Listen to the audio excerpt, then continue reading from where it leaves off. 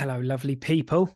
Right, we're going to have a very I guess it's topical because me and Ellie were having a chat about some things that are really important to us and how sometimes having the courage to set boundaries um, and listen to what our body is telling us is difficult, but it can be a really powerful thing to do. So, so the example that we were talking about, I was sort of sharing, and we both were talking about that we have certain things in coaching that are really important to us. So, we both really love people being in the moment and feeling the connection.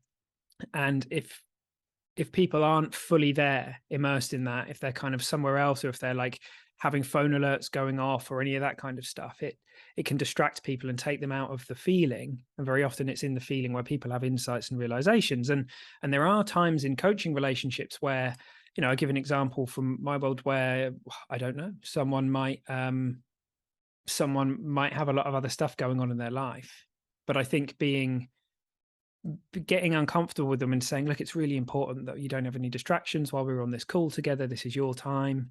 Mm. That can be a bit like you have to be quite, what's the word, strong with that. Ballsy. Ballsy, there you go, because it's true. It is a sacred space, right? It's a really important thing.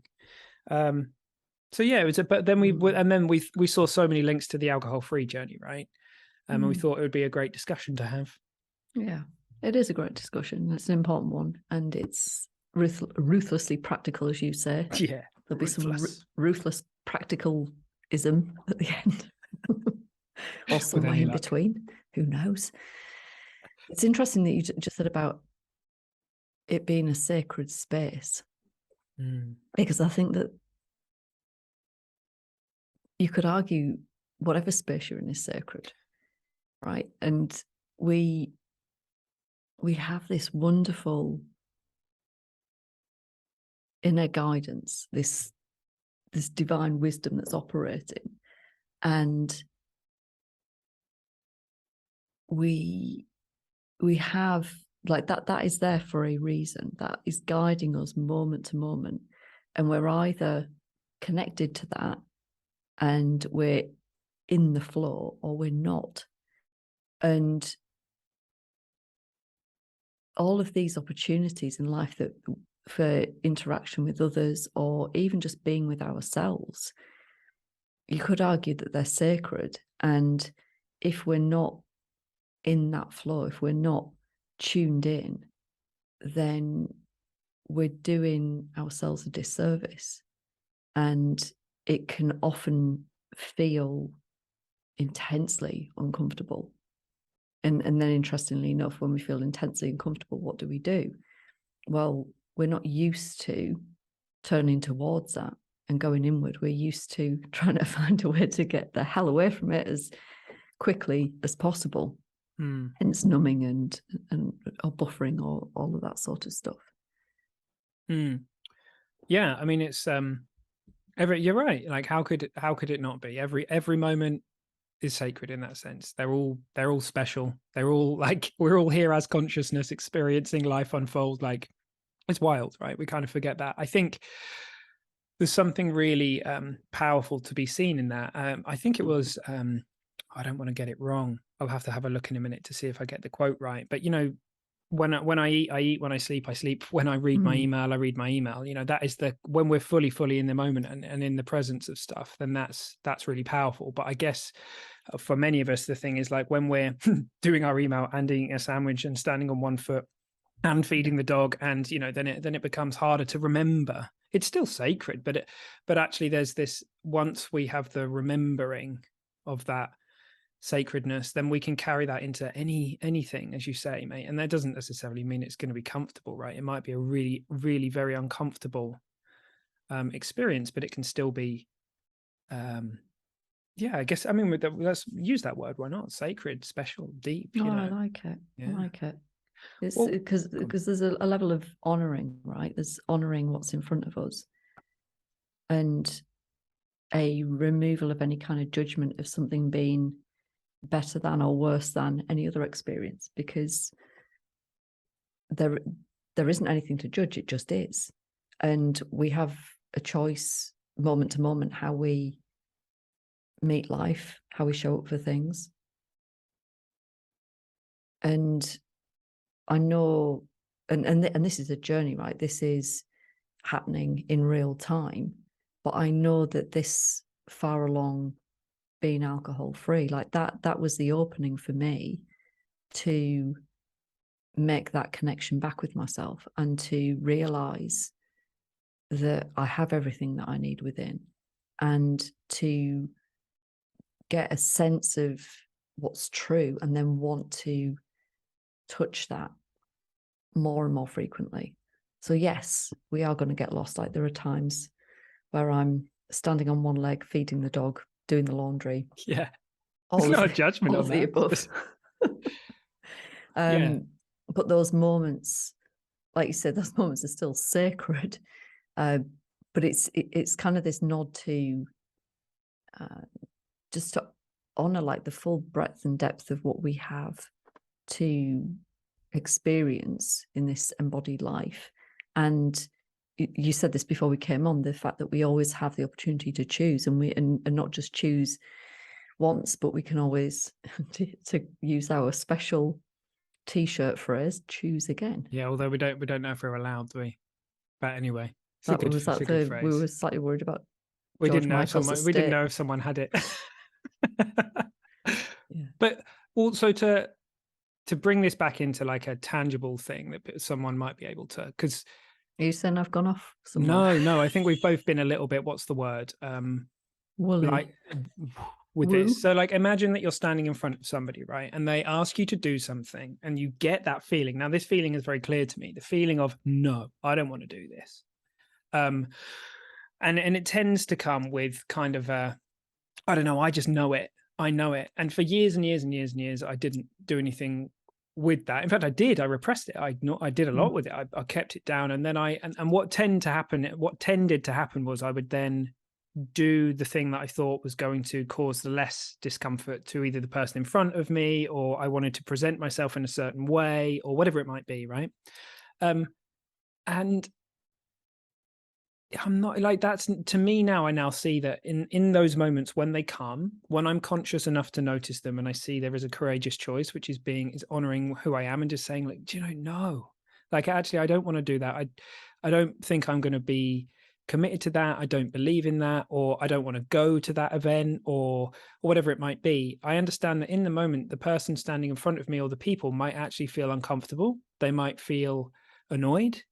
They might get really, really pissed off and bop me on the nose. It's not out the question at the end of the day. But I accept that, because I also know that when I'm being myself, and when I'm saying whatever I'm doing, whether it was saying yes, saying no, whatever, based on my wisdom and my gut and that, you know, the job of how it's received is not up to me. Like all I can do is say my truth, and that's it. You know, then I end and the other person begins. And very often, even if people do get pissed off or whatever in the moment, they come back round and they say things like, I really respect you for saying that, or thank you for being consistent. Because in my experience, if we don't do that, and if we're constantly innocently defining who we are based on what we think other people want or don't want to feel, then in that process we lose ourselves.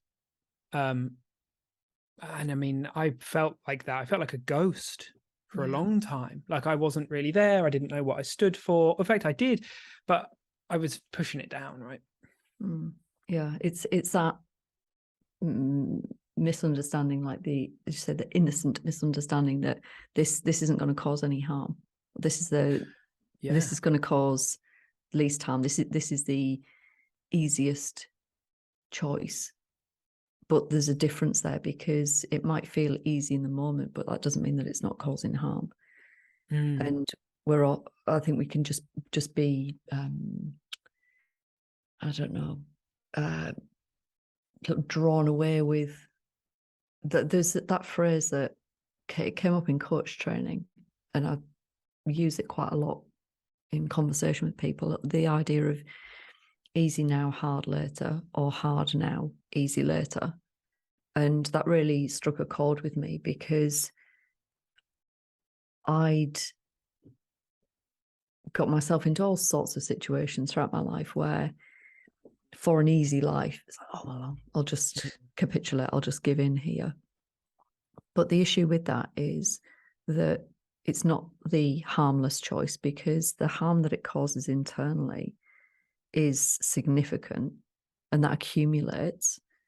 So when you don't listen to yourself and you don't trust yourself and you consistently abandon yourself over and over and over again, that has a big effect. And that's, you know, for me, one of the, not on the face of it, like I wouldn't have joined the dots and oh, this is why I drink, but certainly at a deeper layer, that was one of the reasons I was drinking, because I became really disconnected from myself.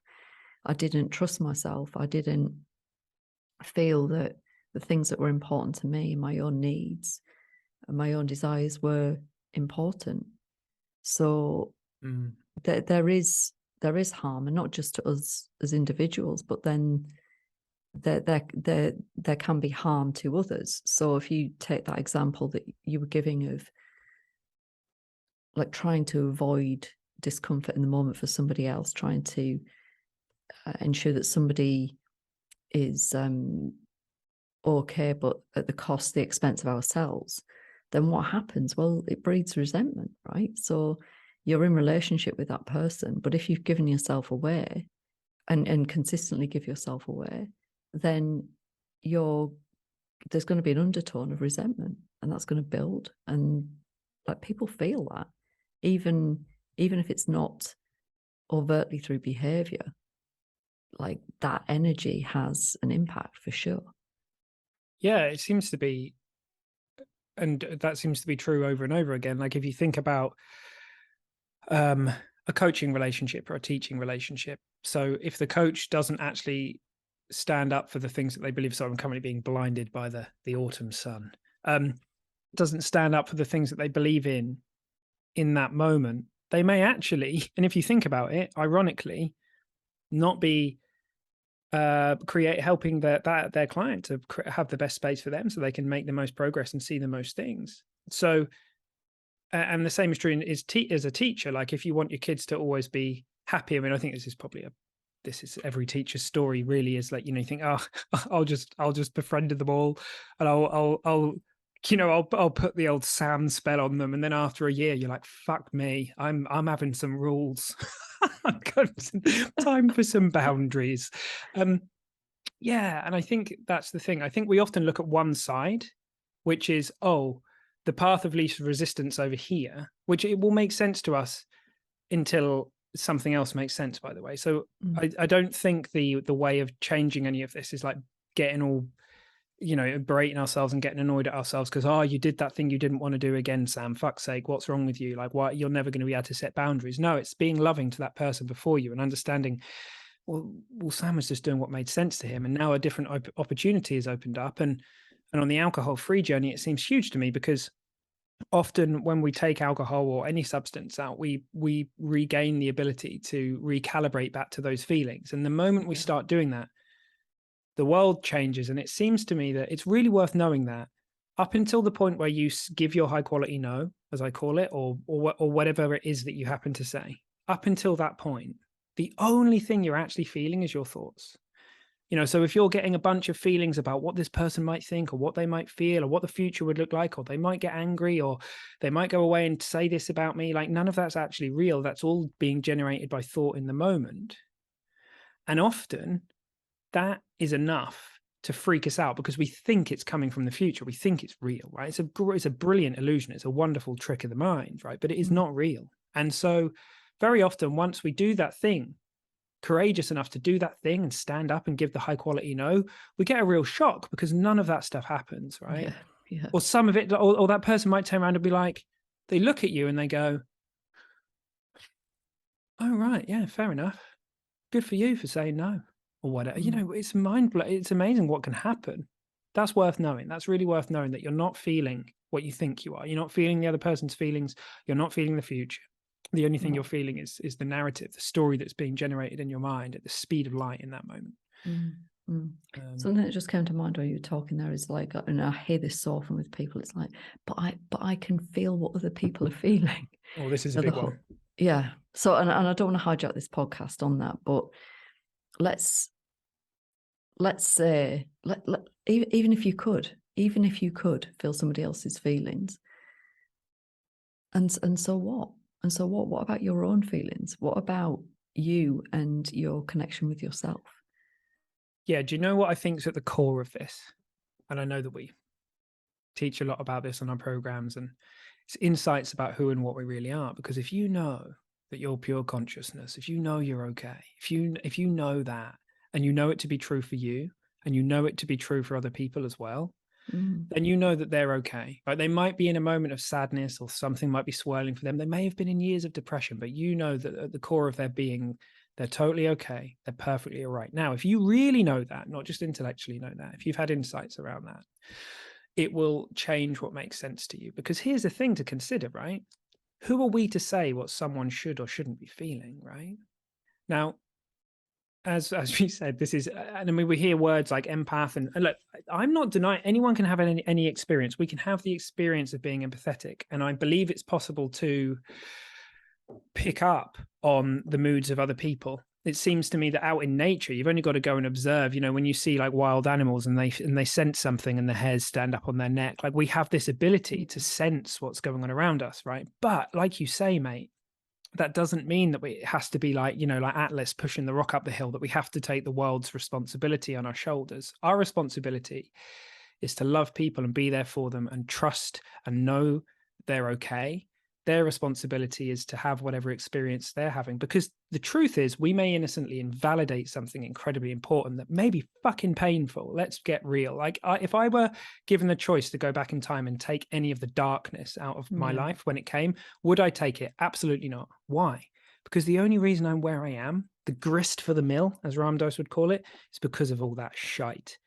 And I'd never wish it on anyone, but there's no way I'd take it away from me. And if someone had tried to do that, one, they couldn't have done it until I was ready to see different. And two, I don't think we're not broken. We just need to realize that we're whole. Like, that's the thing. So I love what you said. It wouldn't even matter where the experience was coming from. It's not our job to carry all that.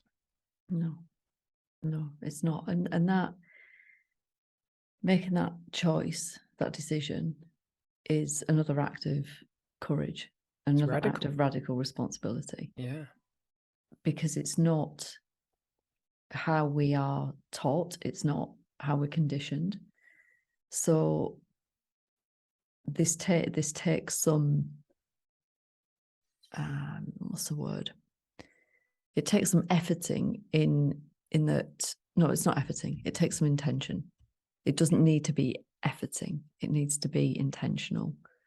And the wonderful thing about the alcohol-free journey, or the sober curious journey, is that you've got so many opportunities, so many, including looking back at how things were, a bit like you've just described. I said this to somebody the other day. I was talking about some of the wonderful opportunities that presented themselves in my 20s to travel. Like, I love to travel, and I wouldn't say that those opportunities were ruined, but they certainly lost some of them through drinking. Taking customers out, and like every occasion was laced with alcohol. And I was reflecting on them and these specific places and different exciting things that I got to do, and wow, wouldn't that have been different? And it wasn't a regretful, I wish I could change that, but it opened up capacity for, wouldn't it be really exciting to redo those things? Not redo them, because it would be entirely different now, but we can, we get to create our experience in our lives. And when I was looking back on those times, like, just as you said, I wouldn't, even the most painful things, I wouldn't change any of it. It wouldn't make sense to change any of it. all of it had to be exactly as it was for me to be exactly where I am now. And I love this idea of allowing other people to have their own experience and their own pain and their own suffering, and allowing them to continue to generate their own experience without interfering. Like, we don't need to interfere in other people's business. We can be there to be compassionate and to support other people. But, and I know I've talked about this before, but that, like, look at it with my kids. You know, you don't want to see your kids in pain and suffering. Absolutely not. But that's not about their pain and suffering. It's about how that feels for me, because they need to have their own pain and their own suffering to be able to grow. And the last thing that I want to do with my kids is teach them that I know better than they do, because I don't. They know themselves better than anybody. And I want them to oh goodness, it's like to see as they grow, and it's kind of spotlighted for me, I think, at the moment because of the age of my kids. But you see,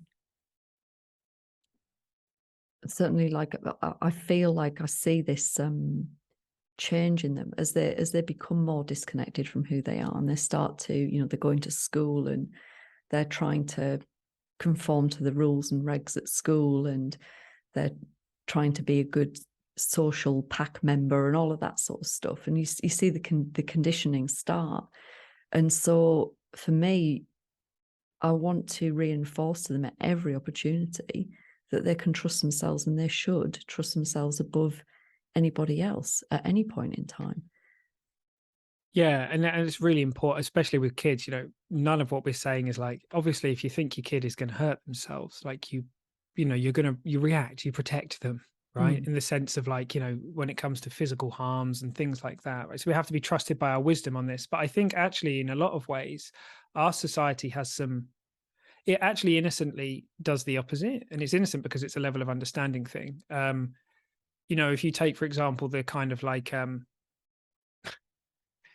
you know, it's hard, isn't it? I think it was on was it on a Gabor Mate podcast the other day? He was talking about, you know, this kind of idea of, you just, if you find out your kid's being bullied, you like send them to go and deal with it, kind of thing. And you're sending them into the lion's den, and they may get trauma from that, or there may be so this is not to say that, like, there aren't times and places where we step in to protect our kids or our friend, whatever it might be. What we're talking about here is it's quite an interesting distinction to reflect on, I guess. But it's the psychological safety element rather than the physical safety element. It's knowing that the moment that somebody sees through the thinking that they've had around something, the whole thing can collapse in an instant. So someone may have been, I include myself in this, living under a certain belief or whatever it may be, thinking it was real and solid, not realizing that all I was seeing was my lens on the world. And the moment my lens changed, I was like, holy moly, where did that even go? Wow, look at that. And I think the way that we broadcast that is by broadcasting to everybody, our kids, our clients at work, whatever it may be, you're okay. You got this. You know, I've said this before, but Sid Banks used to say, you know, when he was talking to psychiatrists and psychologists, you know, you talk to your patients as if they're already well, because they are. Like, underneath some of the thinking and stuff that's going on, they're okay. And if you know that, they'll hear that, and they're much more likely to heal if they're around somebody who knows that they're okay. And that's a courageous thing to do. And you can broadcast that all the time. So it's not that there's like a set of prescriptive things that you need do or need not do, but actually, yeah, I think, like you say, buddy, there are times in life where something happens and it might be shit, and someone's going through an experience, and the most powerful thing we can do is just be there. Yeah. Without trying to change it or fix it, or like, let's be honest, it's a lot of the time if someone comes along and starts, it's annoying. What's annoying when, like, if someone comes along and is like, you're all right, you'll get over it, don't worry. Like, do you know, I totally misread you then. I thought you were saying like when somebody comes along with their pain and suffering and you're like, God, you're so annoying. Oh, no. No. No, I mean, like, isn't like it's annoying when people try and, like, you know, I used to get in trouble for this. Like, I think I've said to you before, like, you know, stop fucking trying to power of now me, you bastard. Leave me alone for a minute. Just because, Yeah. it's seeing through it is the most powerful thing. You can tell someone that they're living in a thought generated stuff. And I'm like, when I don't see it, when I'm in the snow globe, I'm in it. I'm in it until I'm not. Yeah, and that's what I think our only responsibility is, helping to create the right environment. And that goes back to something you said earlier on about knowing where you, knowing where you end and somebody else starts, because then we don't then start to get into other people's business and other people's stuff. And as you just said, it's not that we're not with others. We can be with others without abandoning ourselves, and we can, by being I don't know whether detached is the right word. I suppose it's being detached from the outcome. It's that space of allowing for uncertainty, but backed up by that knowing, that infinite knowing of okayness, that we can allow things to play out as they are, and protect somebody else's experience. So, you know, where we started with everything's sacred, right? Well, everybody's experience is sacred. So allow them it. Don't trample all over it with, you know, good intentions, but I mean, people may, and this is the thing, like someone's wisdom may guide them to come and knock on your door and say, hey, like, I'd really love your perspective on this. That might be amazing. That's very different when it's been requested or when it's been asked for. And I mean, I know that we would talk about, you know, the numbering thing of like, you know, do you want me to know? I think I can't remember them exactly, but, you know, is it number 1? I want you to just listen. You know, is this a 1, 2, 3, 4? Like, I want you to just listen. Number 1, I want you to listen and just have a conversation with me. 3, I want you to listen and, you know, advice or try and help me out. And then 4, you know, this is too big for me. Can you take over? Which may be something for kids. Have I got that right? I tuned out for a second because I was thinking, just total honesty, I just tuned out for a second because I was thinking of something. Do you know what though? Good on you. That's another one. That's another one.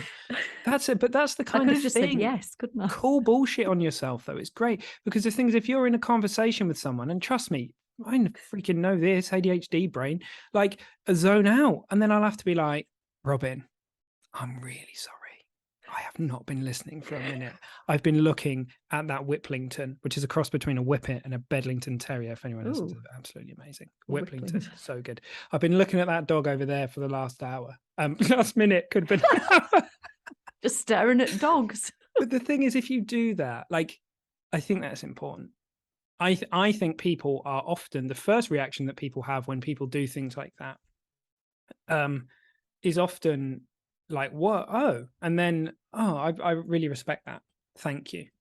And I think, look, this seems very real to me. It's been said by many, many spiritual teachers over the year, and it's over the years, and it seems very true. And I'm probably going to say it in a way that's nowhere near as eloquent as many of these people that have come before us, right? But ultimately, there seems to be this idea that we all need to put everybody else first, go out there and give and etc. But actually, if overnight everybody actually looked inward and started being true to themselves and started doing what was right for them, overnight the world would just change. Like so much inner pollution would be cleared up, so much confusion would disappear. There'd be so much more transparency, so much more kind of like authenticity. It would just start flowing. So I don't think selfish as a word, I think is loaded, and I don't think it's healthy always. Doing what's right by you and trusting that, even if there's the potential that it might make someone uncomfortable or whatever it may be, I don't know what else we can do, mate. Do you? Like, what else can we do? Because if we don't do that, what else have we got to go by? The only experience we're ever in is ours. The only wisdom we can ever be guided by is what's feeding through us in the moment. So if we move into trusting anything other than that, we're not connected to who we really are. We're not connected to self. We're not connected to truth. And look, I'm not saying that we might not make mistakes. And sometimes we we think we're listening to wisdom and we're actually listening to ego or whatever it might be. But that's a yoga. That's a flow that we learn through life. And that's, it seems to me, it's the only thing we have. And if everybody started leaning into that, it would change the world in a blink. Yeah. Yeah. I was listening to Diego Perez talking recently, and he was saying about this time that we're living in. It's just such a wonderful opportunity for like collective healing, because there are so many different modalities, so many like we have access to so many teachings, teachers, different we've got Eastern traditions, we've got new science in the West, like or the culmination of all it. Like there's so much. And so whoever you are and wherever you're at in your own journey, there's going to be something somewhere for you. You just have to have the willingness to go and look for that first breadcrumb. But then that's going to take you on to somewhere else. And just as you said, if everybody chose that instead of trying to fix all of the stuff out there, like it would be a really different place. But I think that collective raising of consciousness is happening. Like how you would ever quantify it, God knows, but God knows. So good. Yeah. And the thing is, it really doesn't matter if you end up wandering the wrong path for a while. I mean, I've taken a wrong turn so many times, and it's not necessarily that it was even wrong. It was just a turn. Yeah. And I mean, I sometimes use this kind of analogy, metaphor, whatever it is, of like, if you're trying to on the alcohol-free journey or whatever journey, right? If you imagine you're in the middle of a maze, what often most of us do is we leave the center of the maze and we run into a wall, right? Because we don't know where we're going, and then we beat ourselves up. And some of us go back to the middle of the maze and we're like, I'll never make it out of here, right? But the thing is, if you know that you run into that wall, you go, well, there's one wall done. Then you run in another direction, hit another wall. That hurts. It's uncomfortable, right? The natural kind of, you start beating yourself up. You go, no, it's okay. I know it's not down there. And then you may accidentally, innocently, at some point, run back into the same wall, right? Because you didn't realize you were running into it. And you'll be like, oh, shit, this path leads to this one too. Huh, interesting. But at some point, unbeknown to you, you will turn a corner and you will run out into an open field, and you won't know it's coming. You won't be able to predict it because you can't see out the maze. Like 10 walls are just as, you can't see one in the same way that you can't see through 10. And then suddenly that final bit will fall out. You'll run out into that field and you'll be looking around you and you'll go, well, fuck me. I didn't know that was around the corner. And that's a trust thing. It's a trust thing. Failing, running into a wall, whatever language you want to use, however you want to talk about it, it's not really what you think it is. It's not what you've been making it out to be in your mind. What if it was actually entirely different? What if it was actually a step in the right direction with everything? How could it be any other way? And if you were lost in the maze for 25 years and then ran out into the open and you were like, oh, now I'm going to enjoy the rest of my life here, versus not even knowing you're in a maze or being frightened to make the same mistake again or go down the wrong path or run into the same wall again, and then therefore ensuring that you're not going to, you may make a lot slower progress, etc. It just seems to me that it's all there. We just have to keep trusting, keep taking action. If we realize we've made a mistake, and we keep doing it with love and compassion, and we keep doing the best that we can, and if we realize that we would do better now, well, then do better, but don't get at yourself for not doing better in the past, because you couldn't have done any differently, because we're all doing what makes sense to us with our current level of understanding. The moment that shifts, different things will make sense to you. Full stop. That's it. I feel a bit lost in your maze. I wasn't expecting to go to the maze today. The maze. Well, you're in the cornfield now. You ran out the other side. Might have gone back to the safety of the maze. Well, that's the other thing that we do, right? We like often that's true. We do that. We do that. Yeah, we do. But it's what I was thinking about when you were talking is how, like, what else is there to do? Like, there isn't anything else. That's such a great. There's a book by Neil Donald Walsh, Conversations with God. My face has gone completely white out. I can't remember. He's having whatever you think of the book, whatever you think of the premise of the book, and whether you think it's right or whatever, whether he's actually having a conversation with God. There's some incredible discussions in there. There's some really interesting things to read.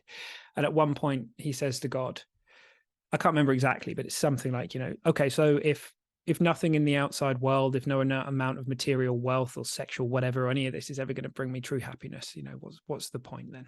And God's like, well, there's nothing else to do. You can make as many different games up and think of it, but ultimately you're the universe. Like Ramdas said, you're God in drag. You're just appearing in different cloaks and experiencing it in a different way. And it's up to you. You can create whatever you want to create, because thought is an incredibly wonderful, powerful energy. You know what we need to have a conversation about? We need to get some kind of guests on to help us and have a conversation about reincarnation. Dalai Lama. I'll send him an email. Yeah. See if His Holiness is available. Yeah, we'll find somebody. We'll see what we can. I'm sure we could do that. Oh, that's cool. Look forward to that. We've got a bunch of really exciting stuff lined up. We certainly do. I'm very excited, mate. I don't know how long we've been. I feel like it's interesting, right? To tie a bow on it, as I have started saying, it's sort of one of those ones where I guess we've come full circle. If you're standing in front of somebody and it's setting a boundary or doing what's right by you, and you notice the opportunity to follow wisdom and do the thing that seems right, even if it's uncomfortable, even if it needs courage, take that, see what happens on the other side of that.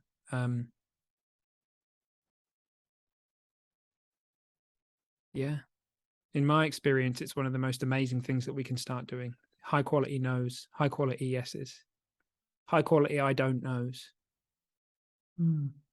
As long as it's real. Yeah. Don't know why I did all this weird shit. I don't know. Okay. Please go and watch the YouTube edits of Sam's weird hand dancing. It's normally you, isn't it? Oh, crap. That business. Yeah.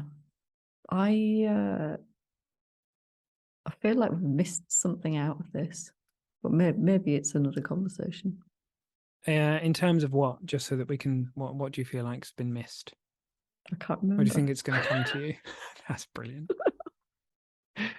How do you? Your inner knowing saying this isn't done. Yeah, it isn't done. It isn't done. It isn't done yet. Yeah. But that's okay. We can live in that. Yeah. So yeah, there'll be another opportunity soon. One would imagine. So sooner than you may think. Right, team. Before we descend into some waffling, more waffling. Actions. Yeah, but awesome. I enjoyed that conversation. I think there was some cool shit in there. Potentially, don't know. You have to let us know. Let us know if you think there was some cool shit in there. And have a wonderful week. We'll see you very soon. Laters. Taters. In a while. Oh, you're going to want me to say crocodile? Mate, you've done it.